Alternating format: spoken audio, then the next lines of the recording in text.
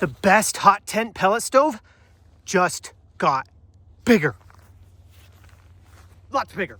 Last year, Green Stove introduced the Hori5 to the US market. This thing is amazing. It is so cool. I've loved this stove ever since I've had it. It works awesome. But now they've taken this unit and made it bigger. Oh yeah, who doesn't like a bigger stove? Now the reason they would do that is because bigger stove means bigger tent, bigger area you can heat. The tent that I'm currently in is a 12-person tent, and it is ginormous. It is very large, which makes the Hori5 Max a perfect fit. When you stand these two side by side, you can tell there's a big difference. This little oven compartment here is pretty good. Nice little decent size. But this one is a lot bigger. Look at that. Look at the real estate in that one compared to that one. That's crazy. Everything about the Hori5 Max is bigger than the original Hori5. I love the size of this one. I really do. But the added benefits of a larger stove in a bigger tent, it's gonna be great. Looking at the hopper here, this is the original Hori5. Right there is the lid. Here is the lid to the Max. You can see there's quite a bit of a difference there between the two. Come to the stove dimensions, we're about 17.5 there, where the Hori is 14 3/4. 13.5, 11 1/4. And it's also just a tad bit wider at looking like 8 inches versus 7 1/4. So you're gaining a little bit in depth, a lot in length, and a lot in height. Now, as far as burn length, I think they're about the same. They really are. Even though this is a larger hopper, it's gonna consume some of those pellets a little bit faster.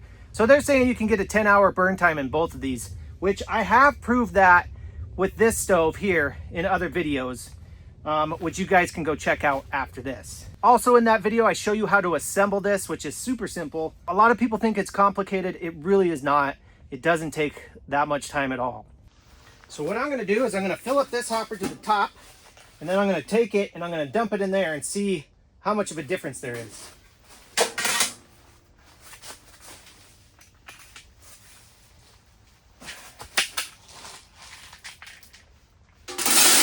One, two.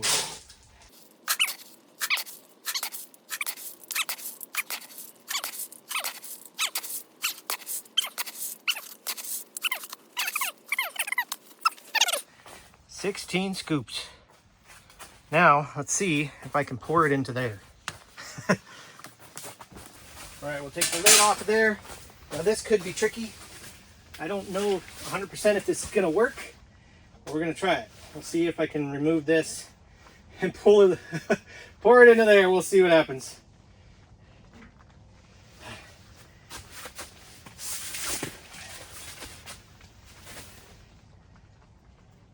Oh boy, it's gonna be a trick. Okay, there we go. Whoa.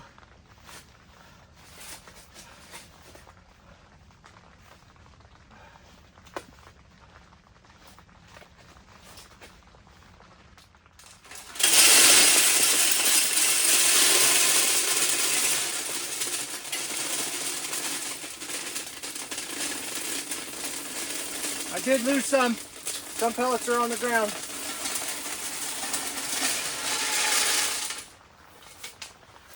Okay, they're all out of there. Some of them are on the ground. Oops.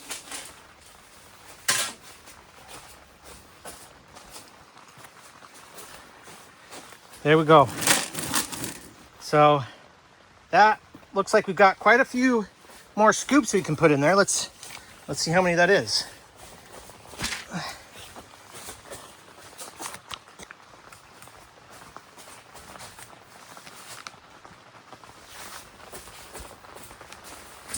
So we've got 16 in there. 17. 18. 19.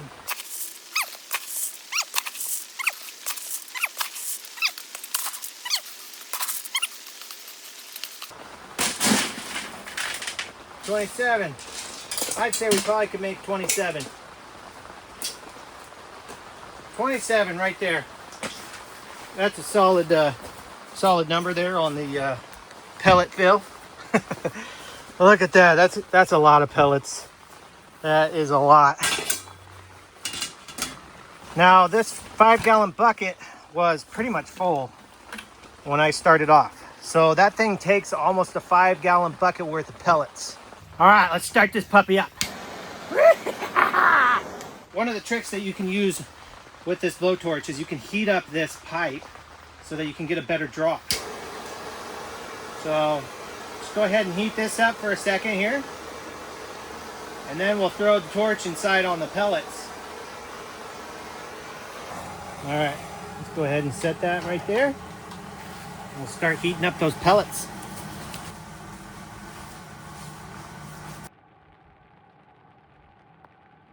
Look at that, our fan is already going. It's already warm enough.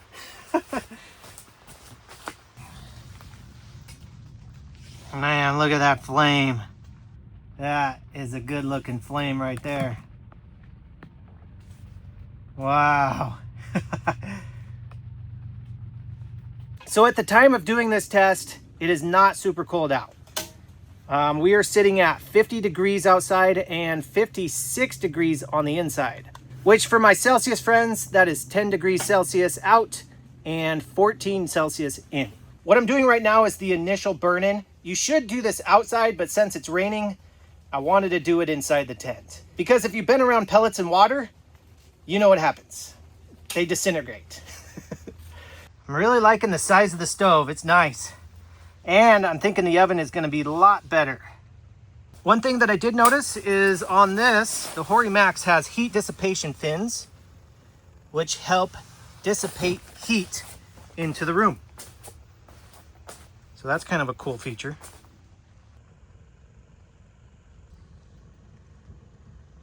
Some of you may have not seen this type of stove before, and you're kind of wondering, how do you control it? Well, right here, there's a little sleeve that you can lower down, which will cover up the burn pot here. So all you got to do is you got to lower that down here. That will help you control your burn. Right now we're on max.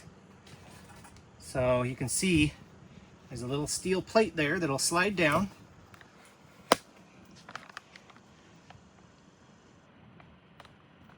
And that is how we damper the stove down.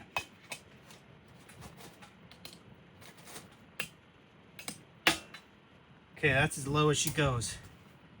Right there. There's a max setting and a minimum setting. And then in order to shut down the stove completely, you need this little plate.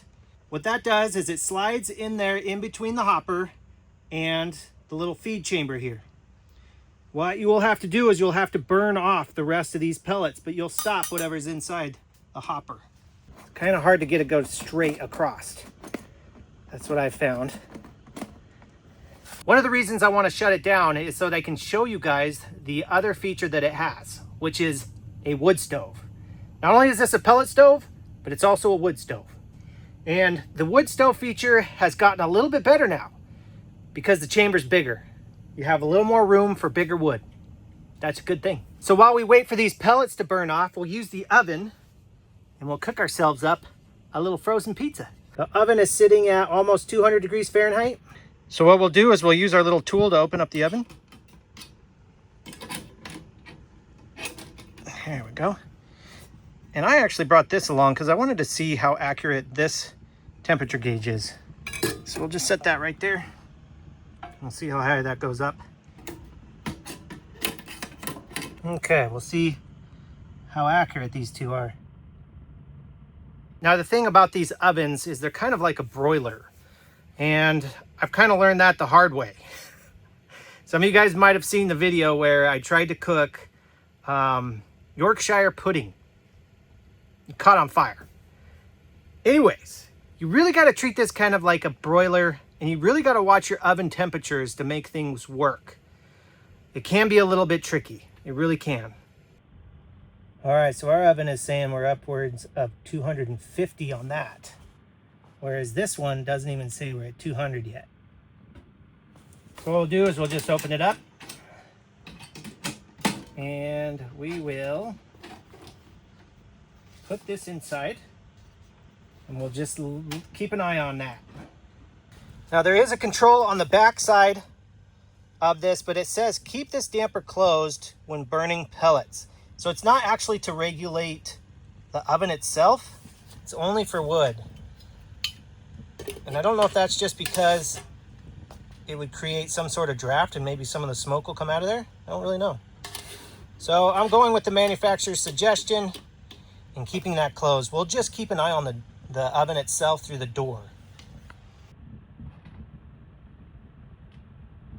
Now the challenges that I've had with cooking were related to the Hori5, the smaller version. Now the Max has a larger oven, so we might not see the same challenges that we have with the original Hori5. Go ahead and rotate that pizza. Oh, she's looking good already. Look at that. Look at that, you guys. Nice. Oh, it smells amazing. I'll just rotate for good measures.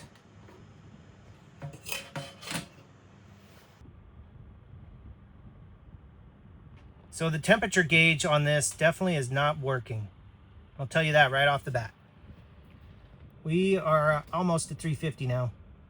All right, I think that pizza is done.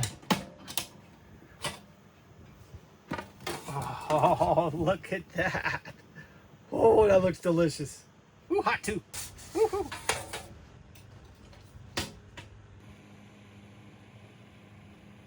Mikey, you want some pizza? Here you go. Ooh. That is some good stuff. That actually turned out excellent. Excellent. You want some? Here we go.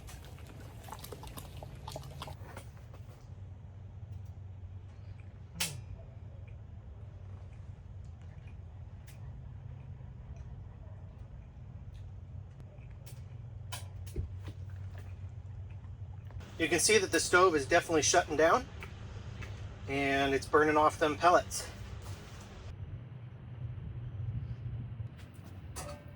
One thing that you can do is you can take your tool and you can go through that little spot that we ignited the pellets with. And you can kind of jiggle that around a little bit and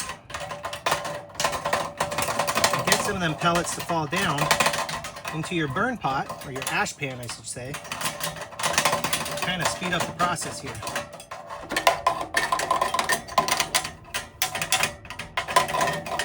I usually have a long flathead screwdriver for this purpose alone, but this will work as well. Okay, well I got all the pellets out of here. I went ahead and just scooped them out and dumped them all out. Everything's nice and cool, so what we need to do to switch over to heat is we've got to remove our hopper. We've got to remove our little chamber here, our pellet chamber. Now you really want to make sure everything is cool before you do this. And then what we got to do is we have to put this little plate on top of here. So this goes in here and it fills in that spot. There we go. We'll close that up. Kind of lock it down in place. That's going nowhere. Next, we pull out our ash pan. Let's see how much ash we got in there. That's what we burned. It wasn't for very long, but this thing doesn't collect all that much ash.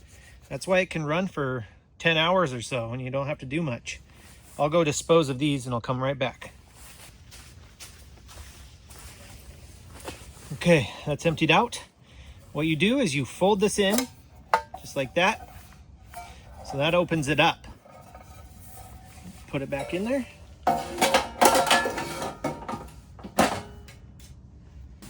We'll come over here and we'll open this up so we can get some airflow. There we go. Now what you can see is once we open up the oven, you can see that area is open there, and it'll draw up through there and all the way around the chamber again and out the stack. Now this is a much bigger burn chamber. We can fit large pieces of wood in here. Look at that. That's a nice big old, I think that's like probably 16 inch. Oh boy, yeah, 16 inch right there. So now you can fit some big boy chunk of wood in there. Whereas before, in the smaller one, you really were kind of limited to the size of wood that you could use. Okay, I already have that.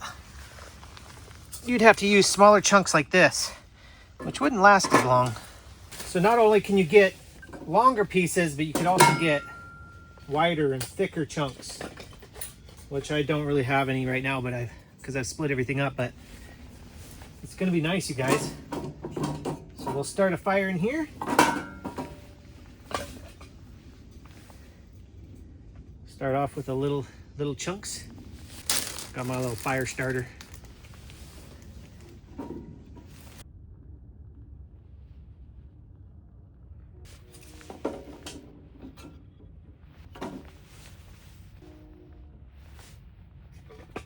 You can definitely fit a lot more wood in here opposed to the other one. All right, there we go.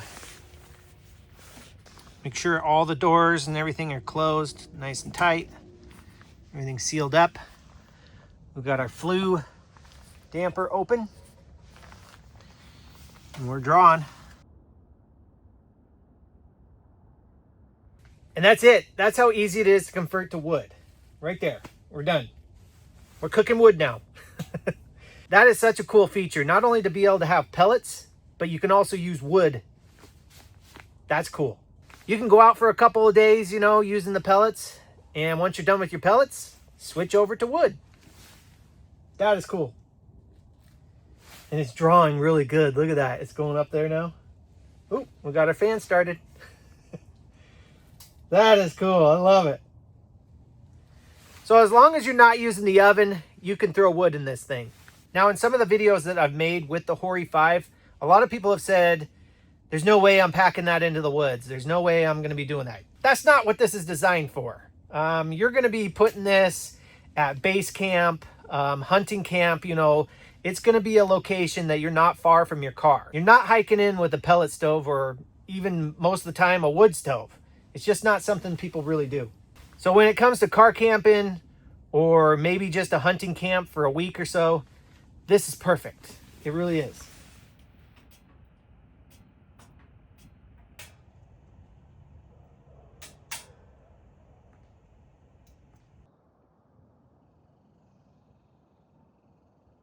All right, so there you have it, you guys. That is the overview of the new Hori 5 Max pellet stove. I love it. It's just taking the other stove and making it a little bit bigger. You have a bigger compartment for the oven for cooking bigger things, as well as you can put larger pieces of wood in there if you had to, which I think is so cool. I love it. I love it a lot. Now, Green Stove did send me this stove, but they didn't tell me what to say. I just really do think these stoves are amazing. And I'm excited to use it here when the snow starts to fall. If this is the first time that you've seen this stove and you want to know a little bit more about like the assembly process and all of that, I do have a video that I'll link here and as well as at the end of the video that you can check out and you can see kind of the assembly process. It really is not bad. There's a lot of parts, but it's not bad at all to put together. And once you do it a couple of times, it's a breeze. There's no problem with it. Well, if you guys have any questions of me about this stove or any other tests you want me to run on this, let me know in the comments down below. Otherwise, I'll see you guys in the next adventure when we take this out. And I don't know, we might cook a good meal in it here soon. Go for a multi-day trip or something. So if that's something you're interested in and you're not subscribed, make sure you subscribe to the channel. That way you can come along for the ride on all these wild adventures. All right, enough from me. Thank you guys so much for watching. As always, God bless, and I'll see you on the next episode.